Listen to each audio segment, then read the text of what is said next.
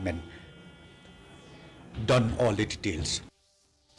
Lai pun riu Kynta blakot dak dorbar snong timpang yau musiang ringkat ke jingkersan jongki artli ke dorbar snong bakamakhmat bakentup ya ke dorbar snong lat thalabo ba dorbar snong New Hill lambat kibai ke dorbar snong halor ke jingbam la jongki bor badekmi pan pinkut no ya kamat ke dei ba ke jingbret ke jabok jaban ke blak ta ya ya ke yeng jongki brio hasor Jowai la sakhiru ba ke jingdon jongki nong tre ke office sarkar ke dona bha muwat ki dukan hayau musiang ha New Hill bat halat thalabo ke la khang lut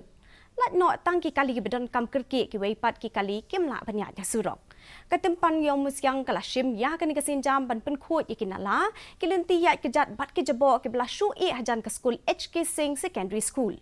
Uhe snong ke dorbar snong timpang yang musyang iba ajoy liwat ilakan thoi ke sarkar halor ke jing le bom su nyo ha ka dei bat kani ke benta. Uhe kaseng Congress ubalong ru UMP ke Shillong iba Vincent H Pala hinin kesngi ila pendrame ke sarkar jela halor ke jing bam la ban penbet ya ki jaka ban bret ya ki jabo jaban na sor Jowai. The government, especially the urban ministers and the local MLA,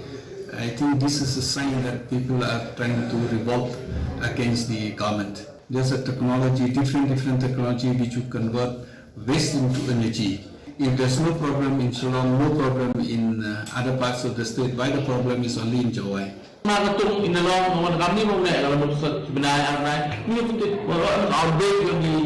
disease itu kemudian ngami itu memang jadi jadi mampu health expert tambah iyo yang ni pak hamtan ini kawan expose hamtan kena expose